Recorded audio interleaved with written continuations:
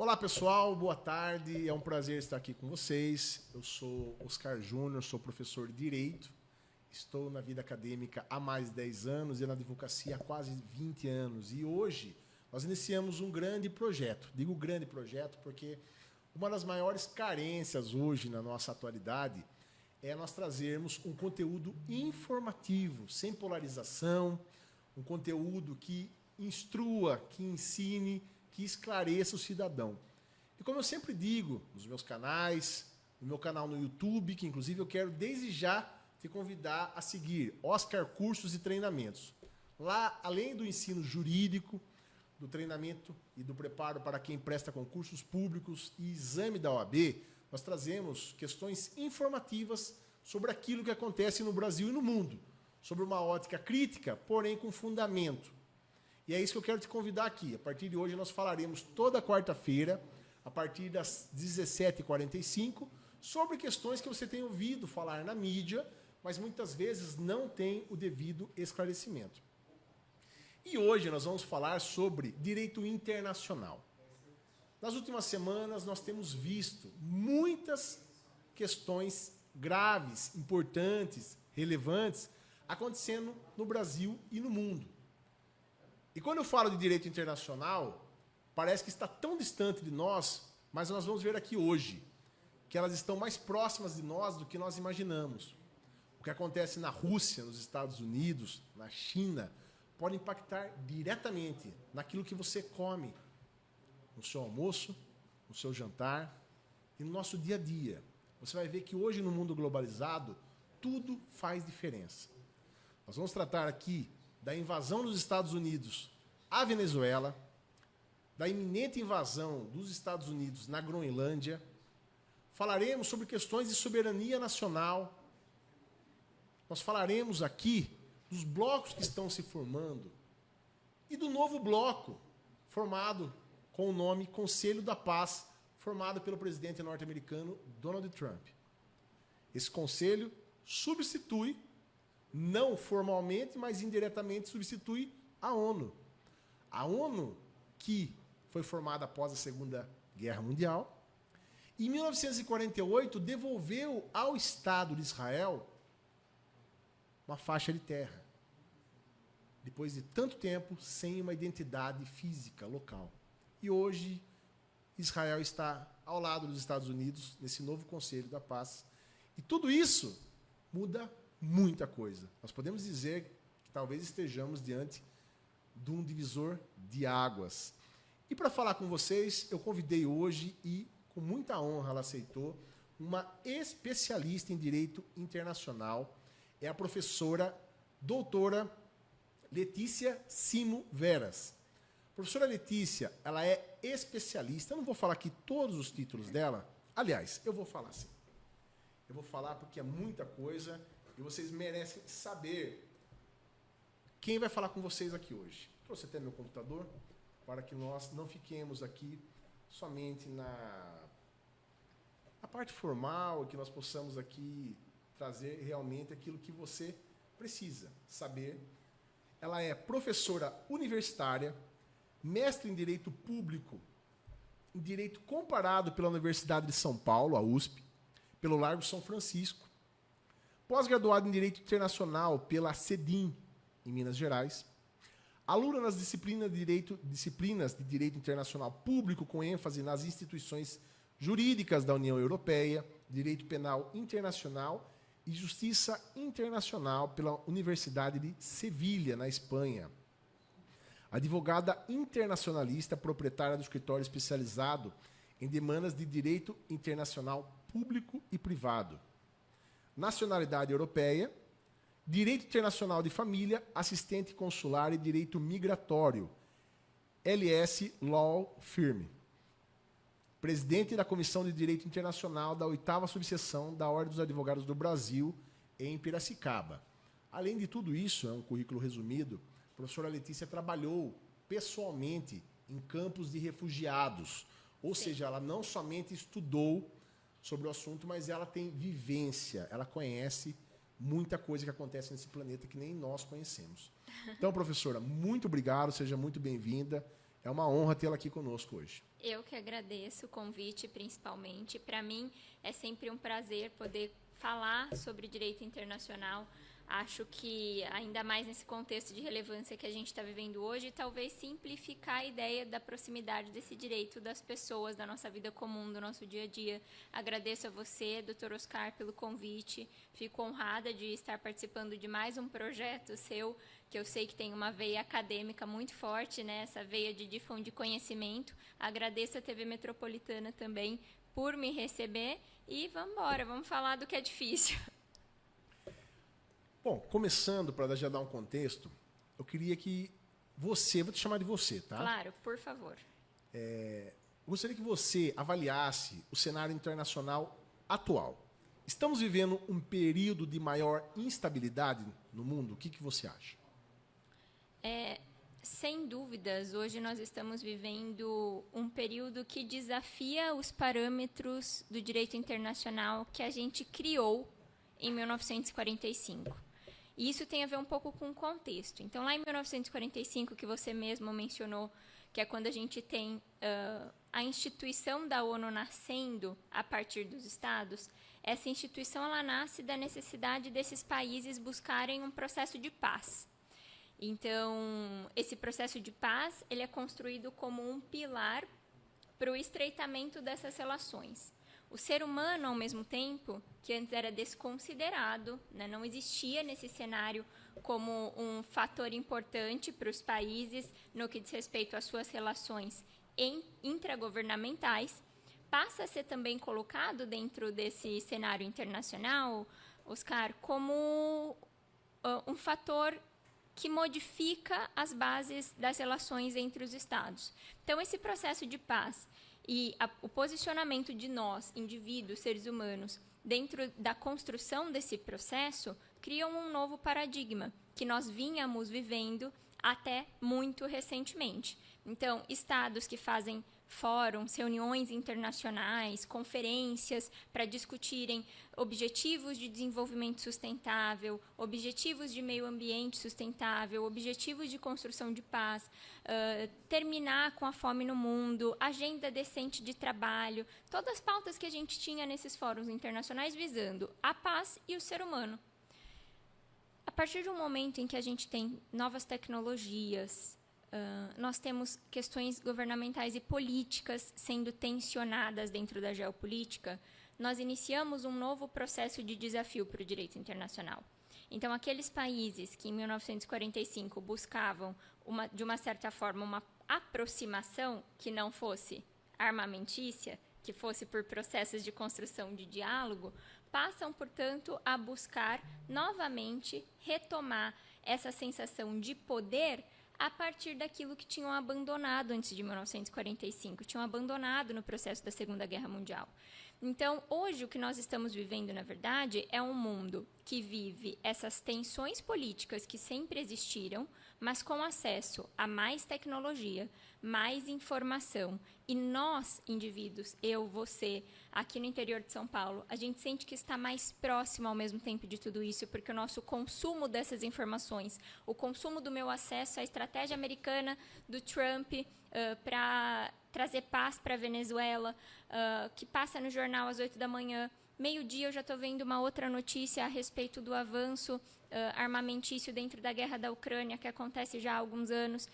Então, o nosso acesso dá uma sensação de que essa tensão política, essa tensão de guerra está um pouco mais próxima, um pouco maior, e aquela sensação nostálgica que eu falo, e vou usar uma referência que eu ouvi outro dia, de toquem as trombetas, porque a gente chegou nesse momento fazendo referência aí à religião, obviamente, né? Então, essa sensação de cheguei ao fim do mundo. Será que as pessoas que estavam em 1945 também não tinham essa mesma sensação? Por que será que hoje ela é tão presente nas nossas vidas, ao mesmo tempo em que a gente pensa, nossa, mas está tão longe de mim o que está acontecendo na Europa, será que eu tenho que me preocupar com isso? Então, quais são os novos desafios que a gente tem postos aí nesse direito internacional que impactam nas nossas vidas? O nível de tensão política, o nível de envolvimento, entrelaçamento econômico que existem entre os países. Então, uma decisão que é tomada nos Estados Unidos antes me impactava depois de 5 anos, hoje vai nos impactar na mesma medida, muitas vezes na mesma hora ou na hora seguinte do dia. Hoje mesmo, a gente acorda de manhã e lê a notícia que o dólar está na maior queda, né, dos últimos tempos, dos últimos 2 anos, se eu não me engano. E aí, essa sensação de proximidade acaba trazendo para nós um senso de responsabilidade sobre saber sempre sobre essas situações e conflitos e, ao mesmo tempo, para os estados, um desafio, porque antes o que eu tinha como estratégia, eu vou ter tempo para pensar como eu vou resolver a minha aproximação à Groenlândia sem afetar a OTAN, por exemplo. Hoje não existe esse tempo. Esse tempo não te é dado pela mídia, esse tempo não te é dado pelas pessoas e as respostas são cobradas. Então, o novo direito internacional ele se confronta com os países tentando reviver a sua identidade própria. Eu me integrei tanto com outros países que eu sinto necessidade de ser o mais poderoso de novo. E, ao mesmo tempo, com a realidade da gente ter uma instituição como a ONU, as Nações Unidas, uma instituição que era não a nossa maior organização intergovernamental, porque essa é a FIFA, né? Todo mundo pensa que a ONU essa é a FIFA, mas era ali onde a gente discutia as nossas matérias de paz e de mundo mais importantes. E nela a gente passou por um processo, com o aumento dessas tensões, de descredibilização. Então, eu não confio mais na ONU, a ONU não serve para nada, olha o que está acontecendo na faixa de Gaza, a ONU não faz nada, os Estados Unidos é que manda na ONU. Então, esses mitos do direito internacional fazem com que novos modelos de relação entre os países surjam, como é o caso do Conselho da Paz que você mesmo mencionou. Certo. As pessoas, muitas vezes, eu sinto isso nas salas de aula, quando eu ministro aulas sobre direito constitucional e, inevitavelmente, sobre soberania. Claro. Então, nós temos que construir no aluno de direito a ideia do que é uma soberania. E ela independe das opiniões políticas. É como se nós falássemos, olha, problemas da minha casa eu resolvo dentro da minha casa. Eu não quero que ninguém de fora venha me ensinar como resolver os conflitos com o meu filho ou no meu casamento. A soberania, ela, mais ou menos, para falar a quem nos ouve que não é do direito, seria mais ou menos isso. Só que isso tudo custou muito na história para nós chegarmos a esse ponto, né? Você poderia falar um pouco sobre como era o mundo antes dos direitos? Porque nós temos muitas questões, inclusive existe um livro clássico do Norberto Bobbio, A Era dos Direitos, né? Sim. Que eu recomendo a qualquer pessoa. Nós nascemos já numa era cheia de direitos, então nós não sabemos do que nós reclamamos, porque nós não vivemos no mundo com pessoas escravizadas, nós não vivemos num mundo onde um país não invade o outro. A própria Alemanha, em 89, isso foi ontem. Sim. Com a queda do Muro de Berlim, que dividia a Alemanha no meio. Tudo isso é tão relevante, hoje as pessoas banalizam demais. Pode falar um pouco sobre isso? Posso. O quanto custou para quem conquistou tudo isso? Posso, com toda certeza. Eu acho que, primeiro, é a gente entender, já trazendo uma aproximação, qual que é a relação, antes de tratar sobre intervenção e soberania, do que a gente tem por constituição de um Estado. Vamos chamar de país, na linguagem mais leiga, né, na linguagem mais comum e popular. Mas, para ser um Estado, você precisa ter alguns elementos. Faz parte desses elementos tanto a soberania, obviamente, que é a sua capacidade de se relacionar com outros estados e com outros governos, e, por óbvio, também o povo, que somos nós. E hoje a gente também tem uma concepção muito rasa sobre o quanto essa relação de Estado, soberania e povo condiciona a nossa vida privada, a nossa condição de indivíduo dentro desse Estado. E nisso roga um papel importante que a gente fale sobre a nacionalidade.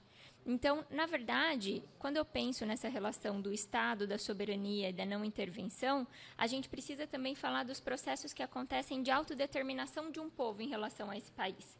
Para ser povo, a gente tem que ter identidade jurídica, que é essa relação que eu tenho de garantia de direitos e deveres para com essa estrutura, e a gente tem que falar de identidade política, que é como eu sinto que o meu pertencimento atua quando eu estou com você, que também é brasileiro. Se eu jogar um Neymar aqui na mesa e a gente começar a dar risada, se eu falar de uma feijoada e a gente perceber ali que tem uma identidade em comum. Mas quando eu penso, então, nesses processos que fizeram com que o Estado, que fizeram com que o país tivesse uma titularidade sobre a sua soberania, eu preciso entender como que o direito internacional se comporta sobre essa soberania.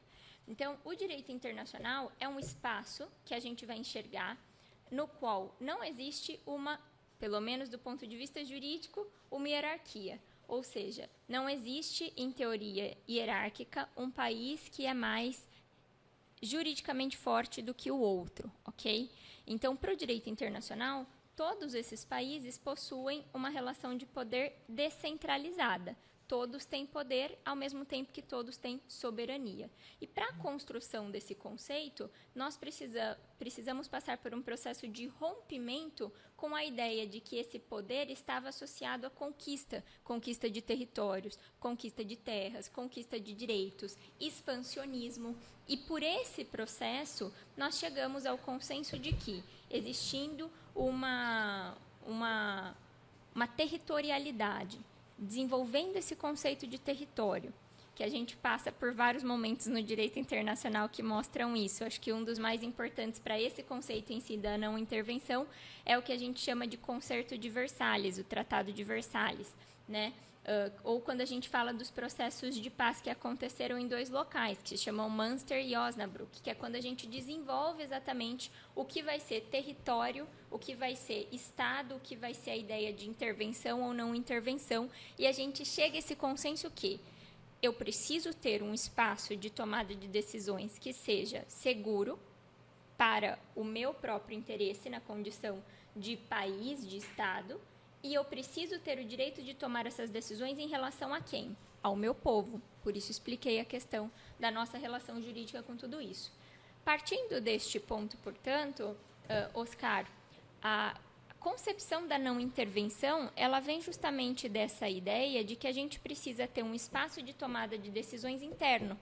E a partir desse espaço de tomada de decisões, é neste interno que eu defino aquilo que é interessante à manutenção dos meus processos e da minha soberania, de acordo com cada Estado, cada agenda política, cada agenda jurídica que o Estado tenha definido. Então, eu vou ser uma república federativa, que é o caso do Brasil, então eu tenho o direito de, dentro da minha república federativa, ter o meu pacto federativo e definir qual é o poder, qual é a relação de cada ente. Ou eu vou ter um modelo de estrutura de monarquia, que ainda acontece em muitos países da Europa, eu vou ter um parlamentarismo e, a partir disso, estudar como exercer essa soberania. Agora, o que acontece hoje é que esse princípio ele ganhou forma tão relevante no direito internacional que ele está, inclusive, constando dentro das constituições federais. Então, você imagina o que deve tratar nas suas aulas, né, de que a gente tem o princípio da não intervenção lá na nossa Constituição Federal. E esse princípio da não intervenção, ele vem do direito internacional. Os meus assuntos eu resolvo aqui, sejam eles de ordem jurídica ou política. Só que a gente vem visitando a violação desse conceito já há muito tempo. Posso dar um exemplo? Um exemplo polêmico, polemicíssimo, hein? Mas muito simples. Um outro país que tenta intervir dentro de um julgamento que acontece na nossa Suprema Corte, nem adentrando ao mérito do que tem dentro desse julgamento, mas através de sanções dentro daquele território. Ou seja, nos Estados Unidos, a gente tem um presidente em um processo de tentar intervir numa investigação, num processo em tramitação que acontece no nosso Supremo Tribunal Federal, e a gente tem ainda um apoio popular, a certa medida, de que se curvem a essa intervenção. E eu brinco que a gente não deveria nem entrar na matéria para essa discussão do que estava sendo no julgado. Podia ser o julgamento da laranjinha, de qualquer coisa que fosse, porque aqui o que importa não é o tema, é a limitação da soberania, o exercício das minhas instituições, e se eu não tenho respeito imposto de dentro a essa estrutura, de fora a gente também não vai ter esse respeito direcionado. Para você que está nos assistindo, de uma forma bem resumida, o que ela brilhantemente está explicando aqui, isso daqui que vocês estão ouvindo é uma aula digna de pós-graduação, podem ter certeza, com a profundidade com a qual a professora está explicando. Basicamente é o seguinte, nós somos um Estado independente, o Brasil não é colônia dos Estados Unidos. Exatamente. O Brasil, ele não deve satisfações a absolutamente ninguém. E isso é uma conquista tão grande que você que nos ouve muitas vezes pode ser que não tenha a noção do que é ter um país onde nenhum Estado estrangeiro chega, como nós temos visto. A Venezuela, em que pese tenha sofrido muito desde a época do Hugo Chávez, no Maduro. Então, isso não se discute, a questão não é essa. Exato. A Venezuela foi sucateada, sofreram os venezuelanos e muito, de uma forma terrível, na mão desses presidentes. Inclusive, se questiona demais a última eleição na qual Nicolás Maduro teria sido, em tese, eleito. Exato. A questão é outra, a questão é que como que nós achamos ok um país estrangeiro vir para resolver problemas internos. Isso, no primeiro momento, pode parecer libertador, mas a longo prazo ou a curto prazo. Porque dessa vez não houve disfarce, não houve um discurso. Exato. É muito comum, é uma coisa que me chama atenção, não sei se você compartilha disso, é que a mídia tem noticiado, todos os Estados Unidos sempre se achou a polícia do mundo. Imperialistas. Imperialista, qualquer coisa nós resolvemos. Muito disso se deve à indústria de Hollywood, porque nós, nas últimas décadas, nos alimentamos da arte dos filmes norte-americanos, onde, numa invasão extraterrestre, são os Estados Unidos que salvam o mundo. Parece que isso não é nada, mas nós vamos entendendo que o Capitão América pode salvar o mundo. Sim. Não o Capitão Ásia. Sim. São questões que vão entrando no nosso subconsciente e chega uma hora que nós olhamos para os Estados Unidos como a única solução para o mundo. E numa situação dessa, nós temos aqui um julgamento complicado, estranho, como vários outros que o STF tem feito. Sim. Então aqui nós não estamos questionando se o julgamento está correto ou não, porque isso vocês já sabem a resposta. Perfeito, é exatamente isso que eu quis dizer. A nossa insatisfação com o STF é tanto quanto a de vocês, e podem ter certeza que o mundo jurídico está muito mais farto, para dizer, né? Mais farto de tudo o que está acontecendo no STF do que quem não trabalha. Mas pior será se nós entendemos que um presidente norte-americano pode aplicar sanções aos ministros da nossa Suprema Corte. Então acabou a soberania. Qual que você acha que é a intenção dos Estados Unidos, com tudo isso que nós falamos aqui agora? Qual que é a intenção clara nessa derrocada do Trump no segundo mandato, onde ele esperou um ano, seu primeiro mandato, e já começou com tudo. Invasão na Venezuela, Groenlândia, quer anexar o Canadá, ameaçou grandes líderes, inclusive de potências nucleares. Golfo, quer chamar de Golfo, não quer mais chamar de Golfo do México. Exato, Golfo americano. Onde o Trump quer chegar? Porque nós não podemos falar que é os Estados Unidos. Eu vejo como sendo uma iniciativa exclusiva deste senhor, para não dizer outra coisa. O que é muito complicado, né? Começando a minha resposta pelo seu fim, isso é uma situação muito intrigante, porque a gente tem realmente um ato de o que a gente chama na minha área de autocrata, uma pessoa que ela tem poder e a partir desse poder ela usa as instituições que já existem no Estado, que são quais? Parlamento, Congresso, no caso dos Estados Unidos, as estruturas da Câmara, o Poder Judiciário, para tentar, de alguma forma, legalizar coisas que são, no mínimo, incoerentes, práticas incoerentes. E aí, se a gente for pensar especificamente nessa situação do Donald Trump, eu puxo um pouco dessa sua fala, Oscar, que hoje a gente tem um presidente que toma determinadas decisões governamentais que são de cunho pessoais, porém, o perigo dele estar à frente de um Estado. Porque, embora a gente esteja falando de medidas de governo, existem medidas de governo que estão sendo tomadas pelo Donald Trump, que seriam meramente políticas, mas que estão se revelando como práticas do Estado. E essas práticas do Estado vão ficar mesmo depois que o Trump passe, né, independentemente do que vai acontecer nas próximas eleições americanas. Então, eu acho que é aí justamente que mora o perigo de nós banalizarmos essas práticas que o Trump vem adotando, seja em relação à própria política interna, porque nós estamos acompanhando, né? Se você abre o jornal, você já viu alguma notícia a respeito do problema migratório, da política migratória americana, seja em relação aos outros países. Esse senso de eu preciso redemonstrar o meu poder em relação aos outros países não é algo que os Estados Unidos vem fazendo desde agora. É um processo que o Trump, sem dúvida alguma, acelerou. É um processo que o Trump está monopolizando, porque afinal ele quer isso como mérito em relação à identidade norte-americana, mas é um processo que vinha acontecendo há muito tempo. Há muito tempo eu trato, nas minhas aulas, eu trato com os meus alunos a dificuldade geopolítica que os Estados Unidos estavam enfrentando em relação ao novo modelo de mundo. Que novo modelo de mundo? O mundo no qual aqueles países que eram tidos como países emergentes finalmente emergiram e começaram a se socializar entre novos modelos de blocos econômicos, novos modelos de intercâmbio de políticas públicas. E esses novos modelos, essas novas relações, querendo ou não, enfraquecem quando a gente tem um país que desde a Segunda Guerra Mundial era tido como aquele Estado mais forte, preponderantemente que guardava sua força toda monopolizada nas guerras, né? Porque os Estados Unidos têm uma política que era primariamente bélica. Então, eu intervenho no Vietnã, porque daí as minhas armas, eu mesmo que intervenho para a manutenção desse conflito armado, eu que subsidio essa arma. Eu mesmo intervenho lá no Afeganistão, eu mesmo intervenho no Iraque, eu alimento essa prática de guerra. Dentro do meu estado, isso é maravilhoso, porque eu crio um senso de patriotismo. Então, o meu cidadão que vem da escola, que está se formando no ensino médio, ele quer ser soldado, porque afinal, olha o que eu construí na própria política hollywoodiana. Olha o que eu fiz os filmes americanos de guerra aparecerem. Quem nunca assistiu esses filmes, né? Sniper, filmes de invasão de embaixada e etc., mas sempre colocando ali os Estados Unidos como o país mais forte.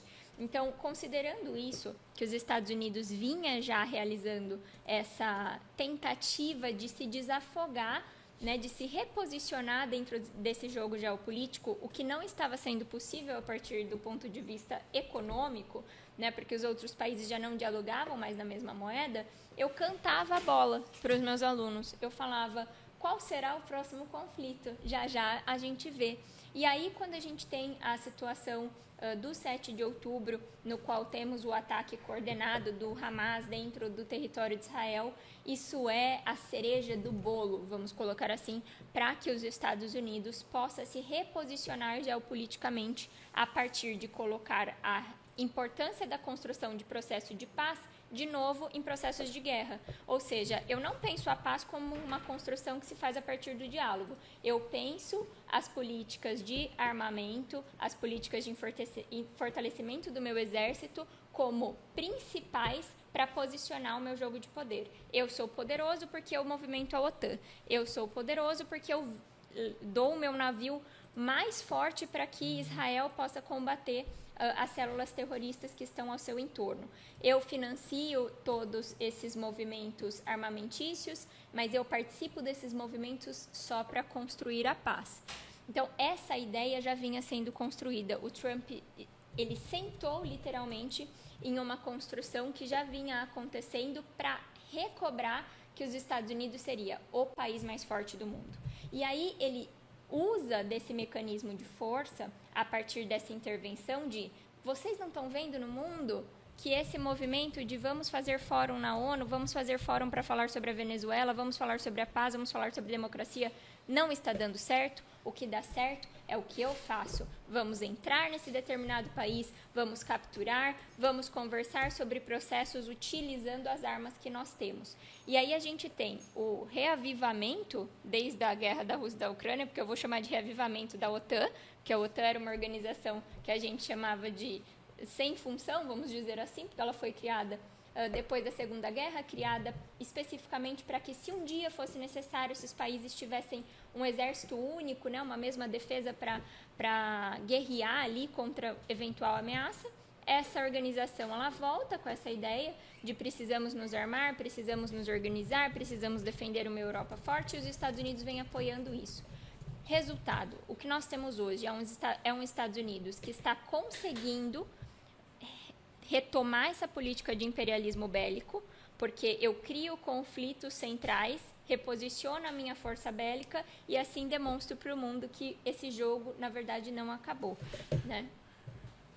Eu quero aqui mandar um abraço para o pessoal que está ligado aqui, né? Uma audiência excelente. A TV Metropolitana tem surpreendido aqui com a audiência. Que bom. Eu quero mandar um abraço aqui para o Roberto Moraes. Acredito que seja o deputado Roberto Moraes, né? Obrigado pela audiência, deputado. Vi hoje nas suas redes sociais que o senhor está na América do Norte, né? Na Carolina do Norte, visitando a netinha. Ele está acompanhando pelo Instagram, legal. É um prazer tê-lo aqui conosco.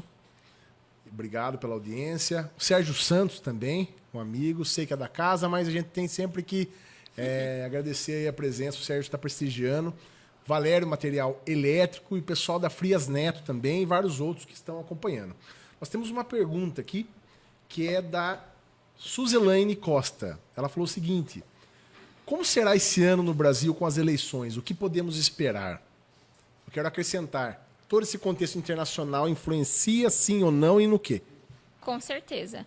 Acho que a primeira influência que esse contexto internacional tem nos processos de eleição é garantir que as eleições sejam democráticas. E dentro do momento em que a gente está vivendo, a gente já teve, durante 2 processos eleitorais, intervenções e falas do Donald Trump, principalmente, no sentido de descredibilizar os nossos processos eleitorais. No Brasil? No Brasil. Sim. Mas ele fez isso lá também, quando ele perdeu, né? Do mesmo jeito. Parecia o manual. Né? O manual era o mesmo. Nós podemos falar que existe uma tendência... personagens. Nós podemos falar, forçar demais, dizer que existe uma tendência internacional. Sabe aquela história do pêndulo? Sim. Parece que o pêndulo está tão endireitado agora que quase vira uma norma de conduta. Algumas questões, inclusive descredibilizar o processo, porque aqui porque é voto eletrônico, mas lá não é. Mas lá também, quando se perde, se questiona. O que você acha a respeito disso? Eu acho que o movimento já existe. O que nós estamos vendo e sendo surpreendidos por é a utilização desse movimento em diferentes contextos. Isso não começou com os Estados Unidos, tá, pessoal? A gente já via esse movimento acontecendo em outros países, como é o caso, por exemplo, da Hungria. Nós tínhamos, né, o presidente da Hungria, que acho que posso dizer que foi um dos primeiros que a gente começou a identificar, que utilizava esses processos que existem do Estado, que são legais para as eleições, mas para contestar o próprio sistema. Aí a gente tem uma repetição desses movimentos nos Estados Unidos. A diferença dos Estados Unidos é o nível de intervenção que os Estados Unidos têm em poder político de discurso para narrar algo sobre o que acontece na eleição brasileira.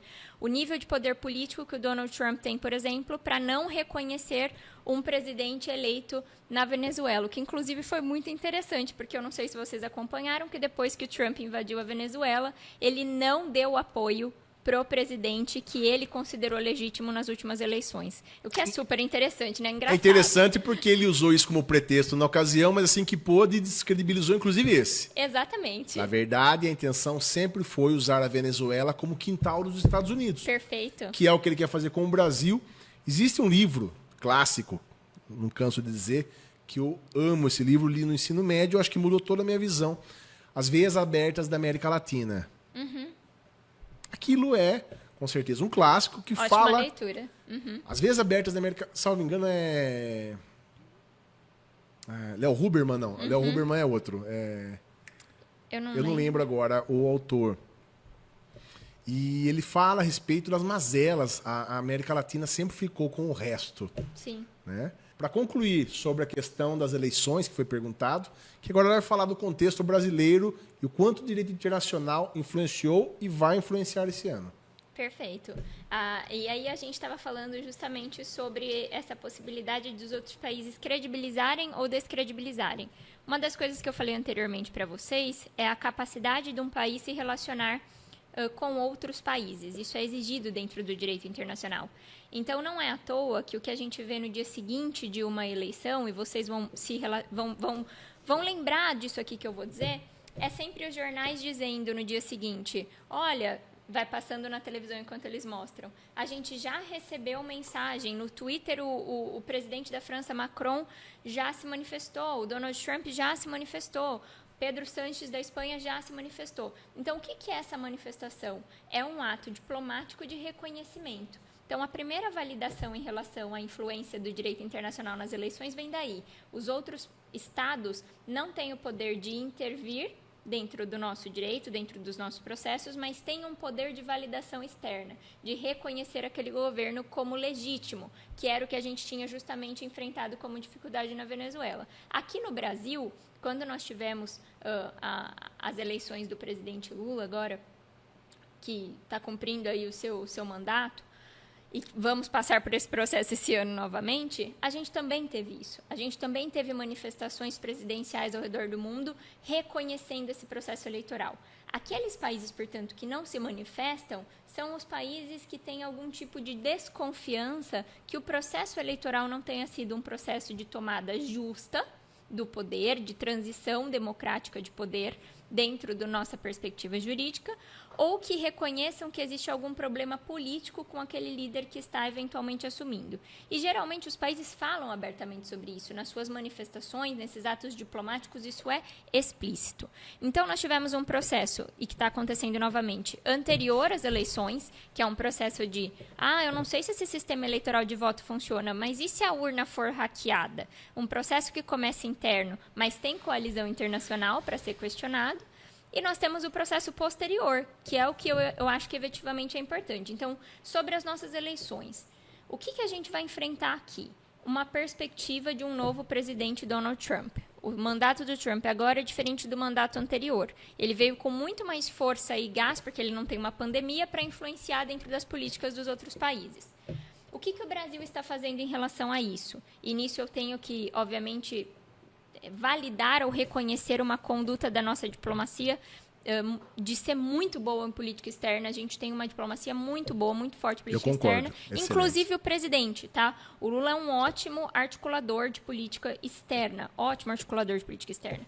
Tanto que bastou ficar numa sala durante alguns segundos com o Donald Trump, que conseguiu dobrar todo o discurso anterior de descredibilidade que existia ali. Sem falar uma palavra em inglês. O que é mais sensacional, né, pessoal? A capacidade, assim, eu invejo. Sem falar uma palavra em inglês. Inacreditável. Então, o momento que a gente vai viver de eleição agora não tem a mesma expectativa que a gente tinha anteriormente, no sentido de apoio dos Estados Unidos. Tá? Os Estados Unidos hoje é um Estados Unidos que está muito mais tendente a entender o quanto ele precisa do Brasil nas suas novas articulações do que a condenar os nossos processos políticos que podem fazer com que esse posicionamento do Brasil não o favoreça. Então, ao mesmo tempo, para o Trump é como se ele dissesse assim: eu dou uma cutucada no Lula para dizer que eu sou mais poderoso, mas ao mesmo tempo eu sei o que o Brasil significa para os Estados Unidos. Porque intervir numa Venezuela, que é um país que tinha já um processo de descredibilização internacional consolidado, ou seja, já não era um país que tinha um posicionamento internacional de democracia, de posicionamento forte, capacidade de se relacionar, já faltava isso para a Venezuela, era um ambiente enfraquecido. Aqui no Brasil a gente não tem esse mesmo ambiente. Agora, é saudável ter um vizinho como a Venezuela com uma intervenção bélica que nem os Estados Unidos praticou? Nunca, jamais, porque nós temos um patrimônio que também interessa a eles, que é a nossa Amazônia. Não, né? Esse é o principal. A maior bacia hídrica do mundo, as nossas bacias de petróleo também, né? As nossas reservas de petróleo, tudo bem que eles estão com a maior do mundo, que é a Venezuela, mas o olho tem que dormir aberto. Sim, concordo plenamente. E é uma questão que chama atenção, porque eu vou tocar num ponto até delicado. Nós sempre tivemos...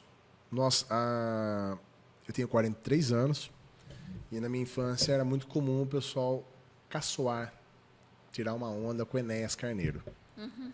E uma das propostas era que ele falava que um país, para se sentir seguro, tinha que ter a bomba atômica. E isso era um dos principais motivos para ele ser motivo de risadas. Passados muitos anos, e aqui eu estou falando da eleição de 89, que eu tinha 7 anos de idade, eu me lembro muito bem disso, o mundo girou, inclusive em 89, por coincidência de datas, quando o Fernando Collor de Mello foi eleito, pouco tempo depois sofreu um processo de impeachment, mostrando que as aparências enganam. O Caçador de Marajá, aconteceu tudo aquilo. Mas em 89 também houve a quebra do muro de Berlim. A queda do muro de Berlim.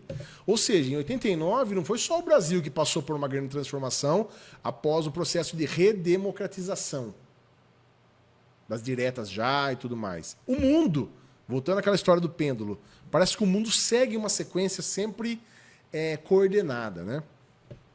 E hoje nós vemos que os países que nós sempre achamos que eram os vilões, porque os Estados Unidos sempre disseram que eles eram os vilões. Rússia, Coreia do Norte, China. Só esses três já são grandes potências que foram criminalizadas. Só que hoje nós vemos que não fossem eles o perigo que representam para a supremacia norte-americana, quem sabe estaríamos numa situação pior. Você acha que eu estou exagerando? E aqui eu não estou fazendo uma alusão, uma propaganda da política armamentista, não é isso.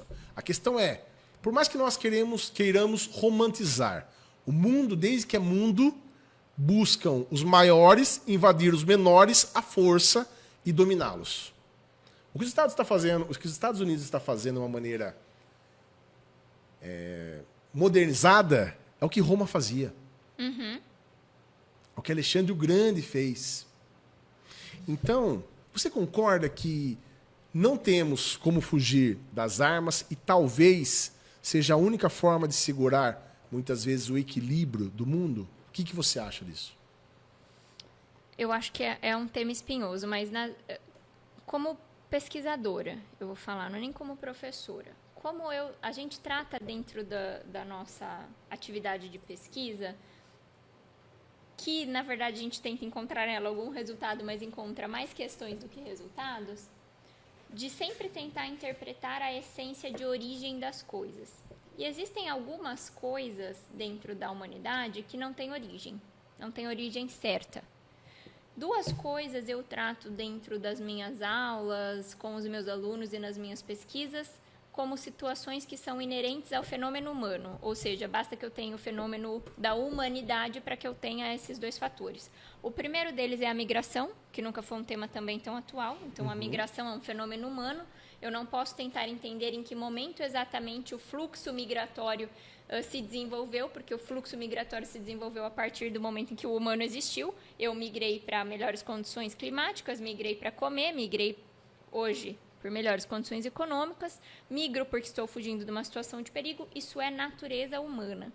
E a outra coisa, Oscar, que eu acho que daí introduz um pouco da minha resposta ao seu questionamento de concordar ou não com esse concerto armamentício, são as guerras, o conflito.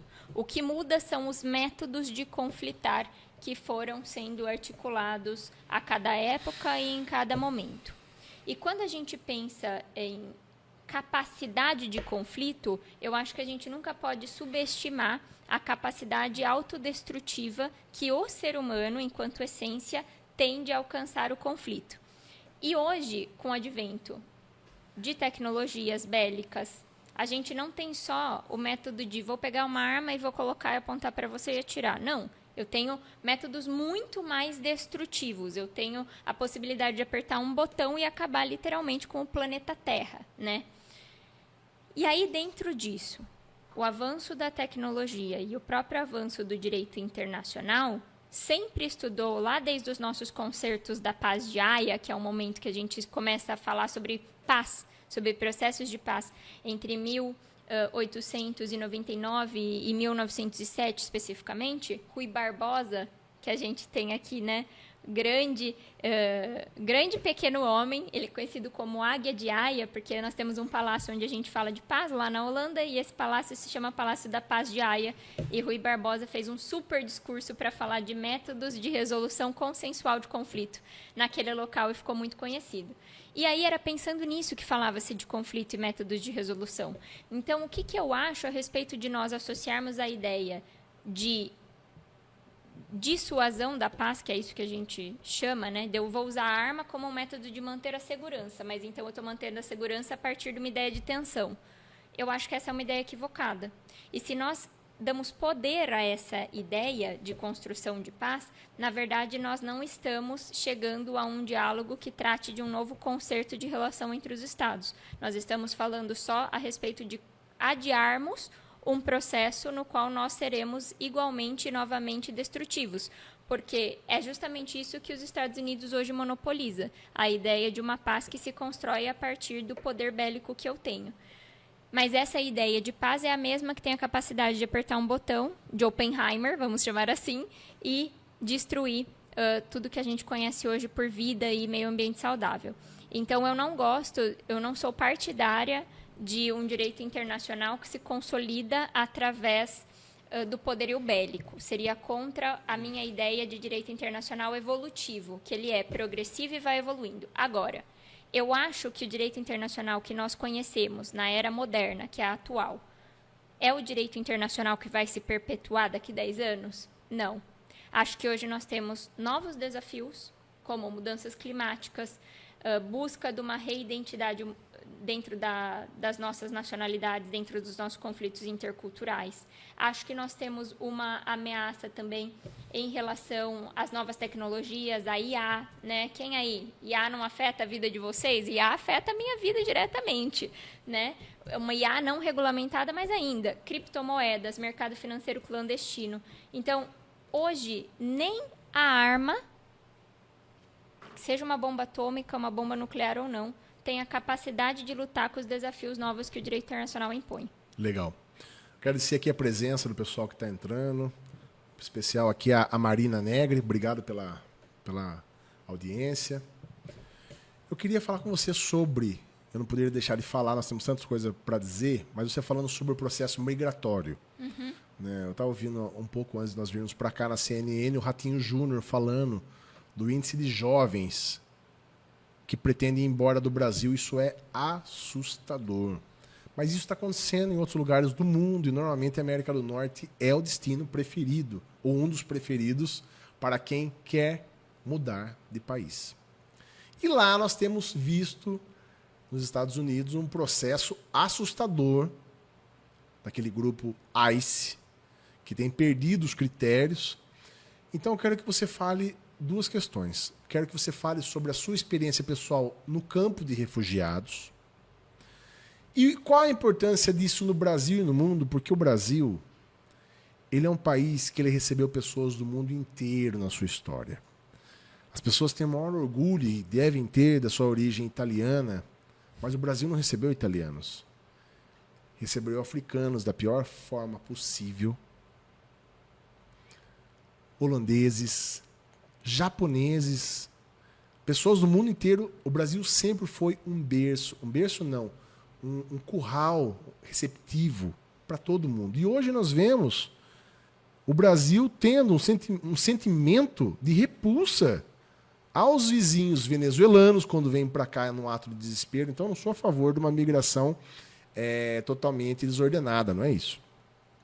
Mas os haitianos, nós já vimos atos aqui de afronta aos haitianos, aos venezuelanos, aos cubanos, que vêm buscar no Brasil um refúgio, muitas vezes, pela situação caótica na qual eles estão passando. Então, gostaria que você falasse a realidade do que um refugiado passa e você falasse sobre como o Brasil hoje adoeceu nesse sentimento que até algumas gerações atrás os seus antepassados foram recebidos nesse país, que hoje nós não queremos receber os que estão vindo.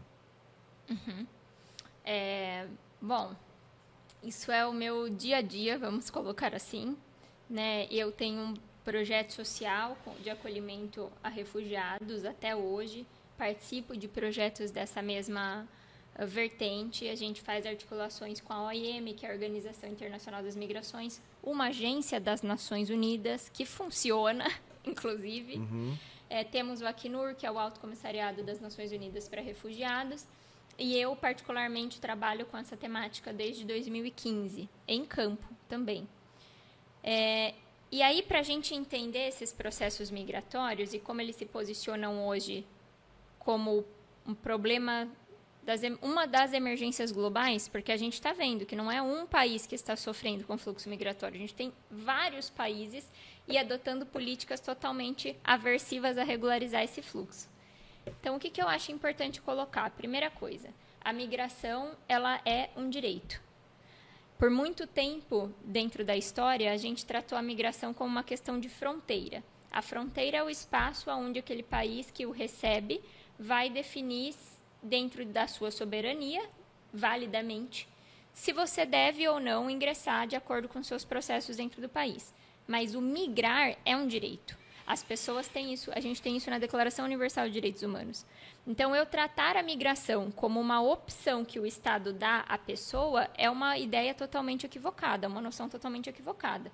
O Estado deve adotar meios de controle para triar, obviamente, as pessoas que passam dentro das suas fronteiras, e ele pode fazer isso perante o direito internacional e o direito interno, mas ele não tem o direito de negar o acolhimento, de negar a ideia de busca por uma vida melhor, seja qual for a razão da natureza dessa busca. Só que hoje nós temos tratados internacionais que diferenciam essa busca. Então, se eu sou um migrante com uma busca econômica, o Estado não é obrigado a me receber. Se eu sou um migrante que fujo de uma região de conflito, como, por exemplo, da região da faixa de Gaza, os Estados são obrigados a me receber, porque justamente eu tenho um tratado internacional, que é a nossa Convenção de Genebra de 1951, que protege o direito internacional dos refugiados e que impõe aos países a obrigação de receber. Então, eu acho muito contraditório quando a gente se posiciona ainda como signatários de uma convenção como essa, e aí a gente quer falar, ao invés de política pública para acolher, sobre políticas para rechaçar, para mandar as pessoas embora. E é o caso do Brasil com a Venezuela. Nós tivemos um problema muito sério, que foi, depois resultou na nossa Operação Acolhida, aquela operação que acontece na fronteira norte com a Venezuela, ali em Roraima. E essa operação Acolhida, ela nasce, é a primeira operação militarizada do Brasil para efeitos migratórios, que é a situação da fronteira, e ela nasce por causa de uma ADPF, de uma ação que foi levada pelo Estado de Roraima, porque o Estado de Roraima reivindicava ao governo federal o fechamento da fronteira com a Venezuela. Então, vejam que eles causaram um movimento contrário, na verdade. Eles conseguiram a criação de uma política pública a partir da ajuda do Exército para receber esses fluxos, mas fechar fronteira não. Fechar fronteira nunca. Por quê? Porque essas pessoas fugiam de uma situação, muitas vezes de perseguição, de conflito, que justifica a necessidade do Brasil acolher. Então, institucionalmente, Oscar, do ponto de vista jurídico, pessoal, nós não somos um país que desacolhe. A nossa legislação hoje é utilizada como legislação modelo no mundo. A nossa lei de imigração, que é a Lei 13.445 de 2017. O nosso Estatuto dos Refugiados, que é a nossa Lei 9.474 de 1997. São legislações que são utilizadas como modelo pelos outros países, porque nós temos políticas que permitem que a pessoa que entra ilegal se regularize. E o migrante regular, ele traz o quê para o Estado? Arrecadação, contribuição laboral.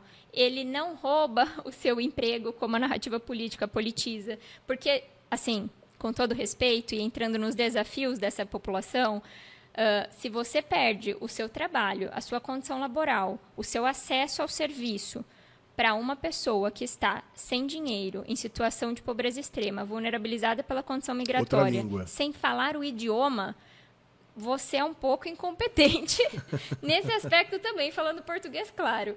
Então, hoje, pessoal, a gente tem que desmistificar essa ideia que a política vende muito fácil de que migrar é ruim. Porque a gente está recebendo venezuelano, haitianos, República Democrática do Congo, El Salvador, cubano, mas Portugal está recebendo quem? Você é o imigrante que você não quer ser aqui em outro país. E todos nós somos potenciais refugiados. Eu sempre uso essa frase com os meus alunos, uso nas minhas vivências. E eu aprendi isso no campo de refugiados que eu trabalhei na Espanha. Conte a respeito. Eu comecei muito nova a trabalhar com a pauta migratória. Comecei dentro do âmbito da universidade mesmo. Né? Eu morei nos Estados Unidos na minha adolescência. E eu tinha uma disciplina na escola americana que era uma disciplina que se chamava Governo Internacional e Migrações Econômicas. E essa disciplina foi que me introduziu à migração. Depois eu encontrei um livro do meu avô é espanhol, E meu avô era um artista, ele escreveu um livro que chama Eu Migrante. Esse livro nunca foi publicado. Mas quando eu li esse livro, eu entendi pela primeira vez os desafios migratórios. E aí comecei a trabalhar com isso, fui para a área da pesquisa, desenvolvi pesquisa pelo CNPq por 3 anos nessa temática, publiquei capítulo de livro, enfim, congressos. E quando as minhas pesquisas aqui acabaram, eu fiquei com sede. Eu queria mais. O que mais eu posso fazer para impactar essa população? Como eu posso trabalhar com isso? E me surgiu a oportunidade de ir para Sevilha estudar na Universidade Espanhola. Eu agarrei essa oportunidade e combinei com o meu orientador antigo, professor Jorge Luiz Mialha, quem o Oscar conhece, a gente gosta muito. E combinei com ele, falei, olha, eu estou indo e eu quero tentar coletar algum material de pesquisa. Eu vou para um campo de refugiados na Grécia, vou tentar coletar dados, vou tentar fazer entrevista, enfim. Pobre eu, porque naquela época eu não era tão acadêmica quanto hoje, Oscar, eu nem sabia que tinha que passar pelo comitê de ética. Mas, enfim, era muito nova, né? E eu fui, pessoal, fui com essa sede. E eu achava que eu ia ter que viajar e eu não tinha dinheiro naquela época. Então, eu estava fazendo o maior planejamento para ver se eu ia conseguir chegar num campo de refugiados que a gente tem, que é um campo muito famoso, que fica na Grécia, até hoje esse campo funciona, para estudar as políticas daquele campo. E aí eu estava assinando o contrato do apartamento onde eu ia residir na Espanha e a dona desse apartamento era uma professora na escola municipal. E ela falou para mim, mas por que você quer ir para a Grécia para ver um refugiado, para falar com um refugiado? Eu falei, ué, porque aqui não tem, né? Não tem campo aqui, eu achava. E aí ela falou, não, eu dou aula para os alunos que ficam dentro do campo de refugiados aqui na cidade. Falei, eu te passo o telefone do coordenador. E foi assim que eu fiz, eu entrei em contato, ele me convidou para conhecer o campo de refugiados que tinha na cidade de Sevilha. Eu fui para esse campo de refugiados, passei o dia lá, conheci, conversei com ele, e ele falou para mim que queria ver minhas pesquisas, que eu já tinha feito, ele viu todas as pesquisas, eu mostrei os resultados para ele, e ele me falou o seguinte, falou, olha, Letícia, a gente precisa de força de trabalho aqui, você tem interesse em trabalhar com a gente? E eu falei, claro, né, eu nem sabia, ele falou, então tá, o que você sabe fazer? Eu falei, eu sei dar aula de inglês, porque eu já fui professora de inglês também, antes de entrar no universo do direito. Aí ele falou, não, mas inglês não vai dar, porque a gente tem uma britânica aqui que ensina inglês. Eu falei, pois não vai dar mesmo, porque eu não vou combater o inglês da britânica, né, que foi alfabetizada. E aí ele falou, olha, tem como você trabalhar aqui com crianças. E aí foi como o mundo mudou completamente, porque existe uma Letícia antes dessa experiência e uma Letícia depois. E eu fui filiada, né, eles me filiaram ao Ministério de Relações Exteriores da Espanha, que é uma exigência espanhola para você trabalhar nos centros, e eu fui descobrindo toda aquela estrutura e conhecendo os desafios dos refugiados. E trabalhar com as crianças, particularmente, me trouxe uma segunda sensibilidade, que é a sensibilidade de que quando você migra numa situação como é a situação do refúgio, quando você é forçado a emigrar, outros processos internos acontecem com você além da migração. Então, há um processo de abandono em relação ao que você é obrigado a deixar para se inserir na nova sociedade. Então, eu sou obrigado a não lembrar da minha casa toda hora, porque senão eu vou entrar em depressão e não consigo me inserir. Eu sou obrigado a me envolver com um novo idioma. E aprendendo os desafios das crianças foi que eu consegui construir a minha ideia dessa realidade. Como diz a minha mãe, Oscar, eu chorava todos os dias, porque era muito difícil, né? Para vocês terem ideia, aqui no Brasil, naquela época, a gente trabalhava com uma migração haitiana, preponderantemente, que é uma migração que veio ali de um período de... Tem as facções, tem a perseguição, mas era preponderantemente econômica, né? De uma situação de vulnerabilidade econômica. E na Espanha, não. Eu lidava diretamente com refugiados de guerra, de regiões de conflitos armados. Então, a sua experiência é realmente chocante e muito transformadora. E aí é que a gente entende essa ideia de que todo mundo é um potencial refugiado, se não do mundo, de si mesmo, né? Porque a gente também tem esse movimento de fugir para situações melhores. Sim. Então, essa foi a minha experiência. Trabalhei com crianças, com os pais, refugiados da Síria, El Salvador, Ucrânia já tinha, porque a Crimeia naquela época já tinha sido anexada pela Rússia. Fantástica experiência. Muito enriquecedor, só ouvir, imagine viver isso daí. Pois é. Para a gente encerrar aqui, eu gostaria de fazer uma pergunta, porque eu sei que você trabalha no seu escritório, na sua advocacia, com vários temas, mas eu sei muito, ouço muito falar da sua advocacia para cidadanias europeias. Enfim, você trabalha muito forte com isso. Uma excelente referência. Muito Eu quero obrigada. que você me diga, você acha que nós estamos caminhando para um retorno em massa de brasileiros nos Estados Unidos e na Europa nos próximos anos por essas questões? Você acha que isso não chegará a acontecer? Fala retorno para o Brasil, Isso. né? Sim, já está acontecendo. Mas tende a acentuar? Tende a acentuar. Porque a migração que o Brasil exportou nos últimos anos foi uma migração preponderantemente com valores de busca econômica, né? Nós não somos um país, ao menos não em tese, um país que tem um conflito armado que gera uma perseguição. Não. A gente migrava porque eu queria ir para o American Way of Life. Eu queria uma vida melhor lá nos Estados Unidos, comprar minha casa na Flórida com piscina e trabalhar um pouco menos. Ou eu quis ir para Portugal, porque Portugal é mais fácil, todo mundo fala português. Só que essa ideia de migração que se fundamenta numa busca econômica ou numa busca de segurança pública, que a gente exportou por muito tempo, é uma ideia que não se sustenta à medida em que esses países passam a se tornar ambientes que igualam essa mesma situação. Então, o país se torna um ambiente que automaticamente também já não é mais tão seguro e também já não é mais tão financeiramente lucrativo assim. Hoje, nos Estados Unidos, a gente tem uma situação interna bastante caótica, né? Muitos protestos contra o atual governo. Esse movimento deportatório, nós já conseguimos ver isso no próprio escritório como fluxo de retorno, porque nós estamos passando por um processo de intensificação da migração americana para o Brasil. E por que tem americanos migrando para o Brasil? Preponderantemente por reunião familiar, porque as suas esposas ou esposos não estão conseguindo se regularizar nos Estados Unidos, ou estão já regulares com green card, Oscar, esperando um processo de cidadania americana, no qual você vai para uma entrevista e ouve que alguém sumiu. Fui para a entrevista da minha cidadania, só vira cidadão, pessoal, quem já é legal no país. Então, fui para a entrevista da minha cidadania, vi um brasileiro lá que sumiu, ninguém mais viu ele. Então, essas famílias estão com medo e a segurança é algo que elas vão buscar retornando aqui para o Brasil. No caso de Portugal, é uma frustração bastante econômica, né? O Portugal já era o país que tem o menor salário mínimo da União Europeia, isso não era segredo, e ele tem uma outra limitação que é geográfica. Portugal é um país minúsculo, pessoal, geograficamente falando, né? Territorialmente. Então, ter mais do que 500 mil brasileiros hoje em Portugal é uma realidade bastante complicada, porque a gente começa a ter...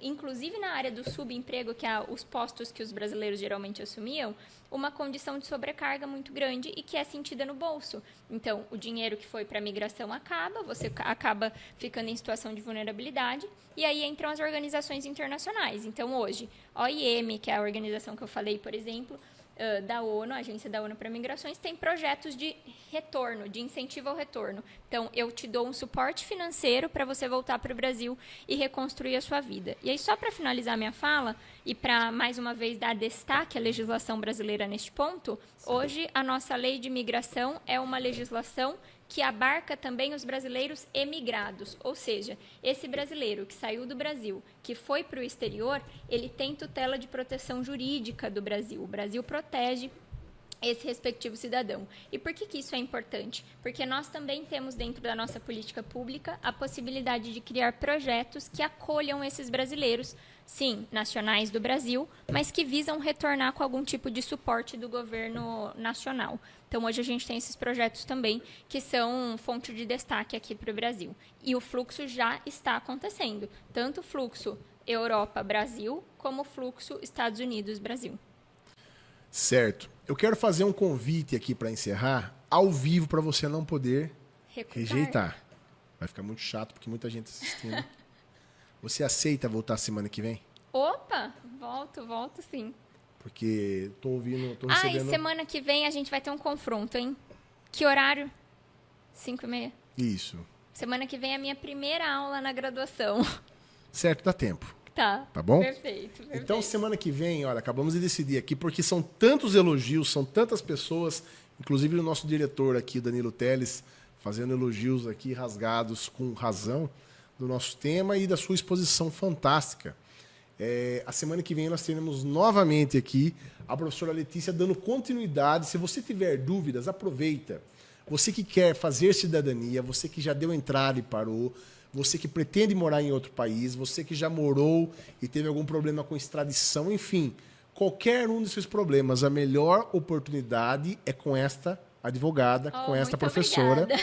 Então, não perca, semana que vem, quarta-feira, às 15 para 6 da tarde, estaremos aqui, novamente com essa convidada fantástica. E aproveita, volta, já traz dúvidas e já compartilha com os amigos, porque muitas vezes algumas pessoas não sabem onde dirimir dúvidas. A internet tem um monte de gente que finge que sabe as coisas e só fala besteira. E você mudar de país não é uma coisa que você vai ali, se der errado, você volta. Então você tem que ouvir quem realmente entende e tem responsabilidade jurídica sobre aquilo que fala, beleza? Muito obrigado, foi excelente, foi rico. Eu aprendi muito, sempre aprendo quando eu te ouço. E eu tenho certeza que muita gente aí que ouviu tirou muitas dúvidas. Uma coisa que é marcante quando a gente fala com você, não é só seu conhecimento, você transparece paixão. Muito obrigada. E eu sou realmente apaixonada por isso. Isso faz muita diferença. Porque as palavras bonitas você ouve quando a pessoa estuda, mas é quando a pessoa é apaixonada, vem o brilho, né? Então você fala, só de você falar do campo de refugiados e tudo isso, porque tem lá lado bonito, mas você deve ter passado muito perrengue. Não, foi, nos dias ordinários foi mais feio do que bonito. Então assim, no final fica bonito o capítulo, sim, mas eu imagino que você deve ter passado lá em todos os sentidos. Então, parabéns, obrigado por aceitar o convite de hoje e obrigado por aceitar retornar semana que vem. Obrigado por você que esteve aqui conosco, ouvindo esse nosso trabalho que se inicia hoje. Com certeza será muito longo, com convidados fantásticos que vai acrescentar muito sobre o conhecimento que você quer e merece ter a respeito do direito no Brasil, no mundo, sobre geopolítica, sobre questões políticas e sobre as eleições que estão chegando, beleza? Obrigado, até mais, até semana que vem.